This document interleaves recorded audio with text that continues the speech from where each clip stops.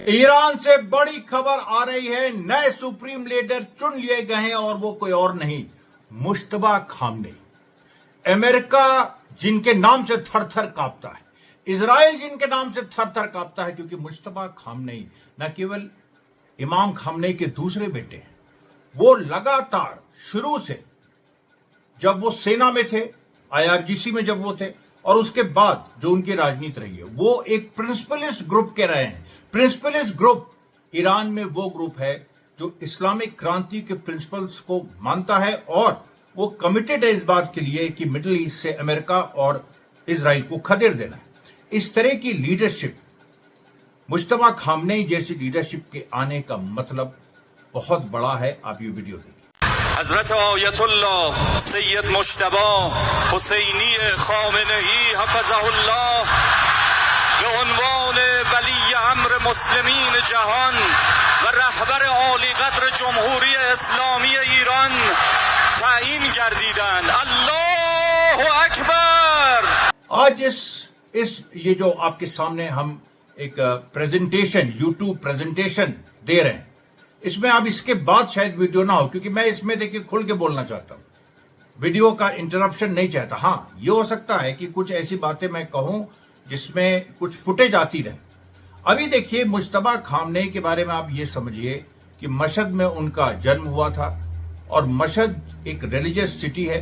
उसके बाद कौम में उनकी स्टडी हुई, उनके पूरा एक रिलीजियस एजुकेशन हुआ। उसके अलावा उन्होंने यूनिवर्सिटी ऑफ तेहरान से उन्होंने एक अपना ग्रेजुएशन किया और higher studies university of Tehran में की, और उसके बाद उन्होंने ईरान इराक वॉर के सामने वो 2 साल ईरान की सेना में लड़े भी।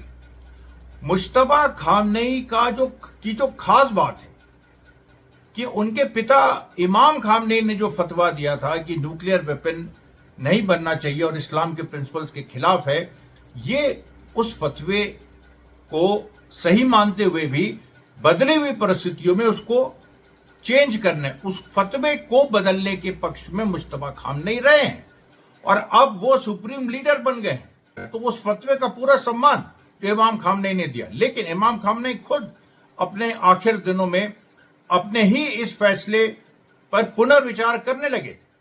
और मैं जब ईरान में था तो उस समय भी ऐसी खबरें हमको मिली थी। और मुश्तबा खामनेई अब जब सुप्रीम लीडर बन गए, ईरान जो, क्यों मैंने कहा कि ईरान थर-थर कांप रहा है और ट्रंप थर-थर कांप रहे, इसलिए क्योंकि देखिए, जो ट्रंप का ये कहना था कि जो भी नया ईरान का सुप्रीम लीडर चुना जाएगा उसको हम चुनेंगे, हमारा से होना चाहिए। अरे तुम कौन होते हो भाई? सीधी सी बात है, किसी भी देश में कोई चुना जा रहा है, उसमें तुम कौन होते हो? एक सीधा सा सवाल है। वेनेजुला का मॉडल ट्रंप पेश कर रहे थे कि वेनेजुला में मदुरो को हटाने के बाद हमने डेल्ची रॉड्रिग्स को बैठाया, जबकि ये बात झूठ है। वेनेजुला में Delcy Rodriguez already vice president थी, she was already a successor to Maduro, तो उस कैपेसिटी में वो आई है। वो अलग बात है कि उनसे जो भी रिश्ता ट्रंप का बना हो। और दूसरी बात, ईरान वेनेजुला नहीं है, ईरान ने ये दिखा दिया है। अब आप सोचिए, जो आंखें और आंख जो फोड़ दी है, आग क्या होती है? रडार।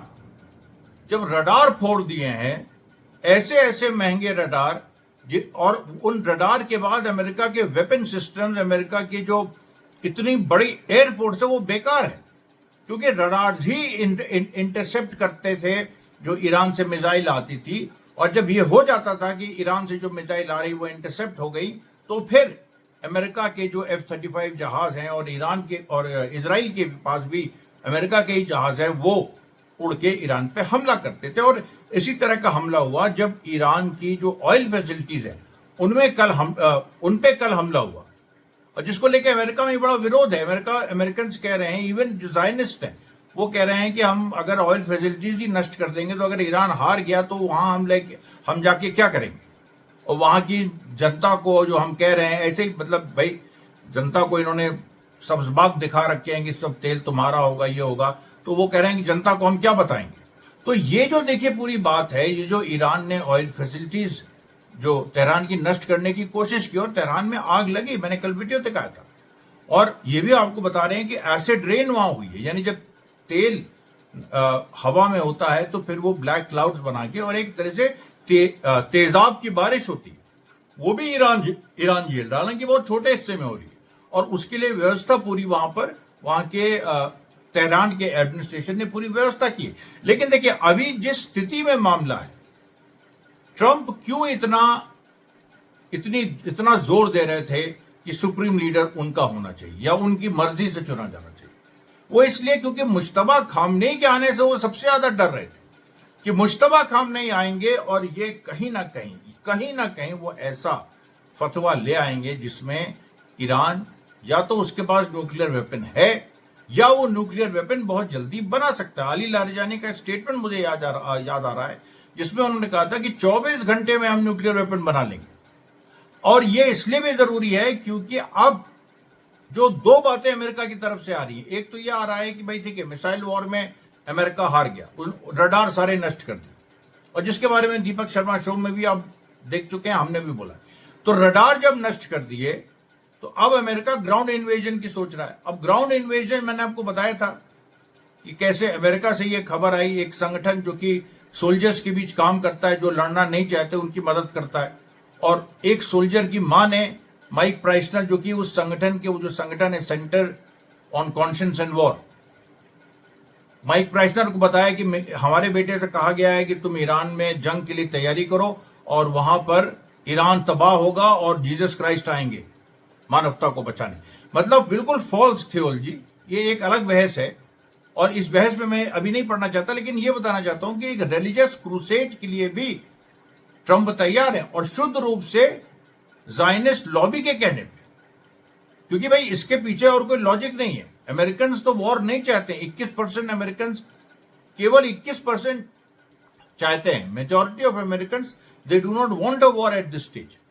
अब लेकिन अमेरिका और इजराइल और ज़ायनिस्ट लॉबी जब किसी की सुन नहीं रहे हैं, वो अपने इंटेलिजेंस की नहीं सुन रहे हैं, वो अपने प्रेस की नहीं सुन रहे हैं, वो अपने रिपब्लिकन पार्टी की नहीं सुन रहे हैं, कांग्रेस की नहीं सुन रहे हैं, तो जब वो किसी की नहीं सुन रहे हैं तो अब उनके पास क्या ऑप्शन बचते हैं? तो ऑप्शन दो ही हैं, ग्राउंड इन्वेजन करो, बल्कि तीन है, ग्राउंड इन्वेजन करो, कोई बड़ा ग्राउंड इन्वेजन इराक जैसा, या फिर कमांडो ऑपरेशन करो। और कमांडो ऑपरेशन में ये बात आ रही कि जो खर्ग आइलैंड जहां से ईरान का तेल निकलता है सबसे ज्यादा, उसको लूट लो, वहां जाके कब्जा कर लो। उसके बाद इस्फहान में जो एनरिच्ड यूरेनियम है उसको जाके वहां पर सीज कर लो। तो सीज करके उठा के ले आओ, यानी वही वेनेजुला वाला की मदुरो को उठा के ले आए थे, तो इस्फहान में जाके ये वहां से एनरिच्ड यूरेनियम उठा के ले आएंगे। अब आप सोचिए ये कितनी अजीब सी बात है। आखिरी जो कोशिश अमेरिका ने ईरान पे की थी जिमी कार्टर के समय, जब 1979 का कि इस्लामिक क्रांति हुई थी, तो जिमी कार्टर ने अमेरिकन हेलीकॉप्टर्स भेजे थे जो वहां पर जो यूएस एम्बेसी ईरान में है उस पे वहां के यंग लड़कों ने ईरानियन कब्जा कर लिया क्रांति के समय, क्योंकि अमेरिका ने रजा पहलवी शाह, जिनके खिलाफ गुस्सा था, उनको असाइलम दिया हुआ था। तो उसको वहां से एम्बेसी के स्टाफ को निकालने के लिए एक operation, commando operation Jimmy Carter ने किया, जो बुरी तरह फेल हुआ। कितने हेलीकॉप्टर जल गए, कितने हेलीकॉप्टर खत्म हो गए, कितने अमेरिकन सोल्जर्स उसमें मारे गए, बिल्कुल डिजास्टर था वो। तो इसलिए ट्रंप अगर ये सोचते हैं कि अब ये टेक्नोलॉजी इतने सालों बाद, 26 साल बाद उनके पास आ गई है कि वो अब इस तरीके से ईरान में घुस के एनरिच्ड यूरेनियम उठा लाएंगे, ये सोचिए कितना रिस्की है। एनरिच्ड यूरेनियम कहीं का टच करना, जो कि एक सेफ जगह पे ईरान ने गार्ड रखा है, उसको आप उठा के लाओगे तो वो कितना रिस्की है। जो उठाने वाला है उसके लिए कितना रिस्की है। खर्ग आइलैंड पे आप जाओगे, वहां चारों तरफ ईरान ने खास तौर पे स्पेशल अपनी मिसाइल लगा रखी हैं, और तुम्हारे पास इंटरसेप्टर्स तो अब है नहीं कि तुम उनकी मिसाइल्स को, क्योंकि देखिए जो रडार्स नष्ट हुए हैं, वो रडार दो काम करते थे, ईरान से आने वाली मिसाइल्स को इंटरसेप्ट करते थे, और जो इधर थर्ड सिस्टम है इसको सिग्नल देते थे कि तुम फायर करो, इंटरसेप्ट करो। और दूसरा जो अमेरिकन मिसाइल्स हैं, जो अमेरिकन ऑफेंसिव मिसाइल्स हैं, उनको भी वो डायरेक्शन देते थे कि लोकेशन क्या है ईरान की मिसाइल्स। अब इसको कुछ अमेरिकन प्लेन्स भी, जो खास तौर पे जो U2 प्लेन है, जो 70,000 फीट पे उड़ान भरता है अमेरिका का, उसके अलावा जो अमेरिका के पास जो E3 सेंट्री जो जहाज हैं जिनके ऊपर रडार लगा है, जो ऊपर से भी इंफॉर्मेशन दे सकते हैं। लेकिन वो जब, क्योंकि ये नीचे वाले जो ग्राउंड के रडार्स थे 1-1 बिलियन की, ये जो नष्ट हो गए हैं, इसके बाद उनकी भी जो हवाई उनके पास रडार है, उनकी भी जो गुणवत्ता है वो बहुत कम हो गई। अब ऐसी परिस्थितियों में आप सोचिए आज क्या हुआ। आज देखिए फाइनली बहराइन के ऑयल रिफाइनरी को एक तरह से खत्म कर दिया ईरान। उसके बाद बार बार ये रिपोर्ट आ रही है कि यूरोप जो है वो पीछे हट रहा है, अब ईरान वॉर में वो ज्यादा पार्टिसिपेट नहीं करने जा रहा है। रशिया के जो ऑफिशियल्स हैं वो कह रहे हैं कि हम लोग सीधे तौर पे आ गए हैं, we support Tehran right for self defence. China के बारे में हमने आपको बताया था कि जो सिदौत मीका जो इजराइल की न्यूक्लियर साइट है छुपी हुई रहस्यमय, वहां पर जो हमला ईरान ने किया वो चाइना की इलेक्ट्रॉनिक इंटेलिजेंस की वजह से हुआ। तो रशिया की ह्यूमन इंटेलिजेंस और चाइना की इलेक्ट्रॉनिक इंटेलिजेंस, ये सब कुछ कंबाइन हो रही है। अब देखिए, तो ऐसी स्थिति में जब एक पूरा rules of the games are changing, और इसमें देखिए जो सबसे जो प्रो वॉर एलिमेंट्स हैं ईरान की सोसाइटी में, वो इस समय सत्ता में है, और वो लोग किसी भी तरीके से, वो एक तरह से जिहाद उन्होंने लॉन्च कर दिया है कि अमेरिका और इजराइल को हम मिडिल ईस्ट से खदेड़ के रहेंगे। ये एक जिहाद उन्होंने अनाउंस कर दिया। और अराक्ची की भी स्टेटमेंट्स आप सुन चुके हैं कि we are waiting for American. बाकी लोगों की भी आप सुन चुके हैं। अली लारजानी ने तो क्लेम किया है कि सैकड़ों अमेरिकन सोल्जर्स मारे गए हैं और कई बंदी हैं, बंधक बना लिए गए। अब आप सोचिए, ये जब पूरी परिस्थिति बन गई है तो फिर एक चीज ही बचती है कि मुश्तबा खामनेई न्यूक्लियर वेपन बनाने का फतवा कब देंगे। हो सकता है वो जल्दी दे दें, हो सकता है कि वो चुपचाप दें और ईरान न्यूक्लियर वेपन्स बनाने की तरफ बढ़ जाए, और यह भी हो सकता है कि वो एक पॉलिटिकल अटैक के रूप में, देखिए पहला उनका एड्रेस होगा मुश्तबा खामनेई का। मुश्तबा खामनेई की आवाज बहुत लोगों ने नहीं सुनी, बहुत ही लो प्रोफाइल वो रहे, और 2009 में जो ईरान में प्रोटेस्ट हुए थे उसमें मुश्तबा खामनेई कोई एड्रेस करके प्रोटेस्टर्स ने, जो अमेरिका और इजराइल द्वारा बैक थे, उन्होंने कहा था कि मुश्तबा खामनेई है, ये रिस्पॉन्सिबल हैं क्रैकडाउन के लिए, इस तरह की चीजें। फिर भी मुश्तबा खामनेई कुछ बोले नहीं थे, आज तक उनकी आवाज ही लोगों ने नहीं सुनी। लेकिन उनकी जो वो पहला एड्रेस होगा वो क्या होने जा रहा है, दुनिया सांस रोक के, उसको सस्पेंस एक इतना बना हुआ है कि दुनिया सांस रोक के मतलब इंतजार कर रही है कि मुश्तबा खामनेई क्या बोलेंगे। ट्रंप भी इंतजार कर रहे हैं कि मुश्तबा खामनेई क्या बोलेंगे, नेतन्याहू भी इंतजार कर रहे हैं कि मुश्तबा खामनेई क्या बोलेंगे। और जैसे ही मुश्तबा खामनेई का इलेक्शन हुआ कल रात को 8 मार्च 2026 को, वैसे ही ईरान ने अपने हमले बढ़ा दिए। ईरान IRGC से स्टेटमेंट भी आया कि हम अपनी मिसाइल्स में 100% की वृद्धि करेंगे। जो मिसाइल्स हमारी हाइपरसोनिक है, और उनकी मार में, यानी अगर 4 मार रहे हैं तो 8 मारेंगे। ड्रोन्स से और इन सब चीजों से जो नुकसान अमेरिका का हो गया है, या इंटरमीडिएट मिसाइल से जो अमेरिका का नुकसान हो गया है, वो पूरी दुनिया के सामने है।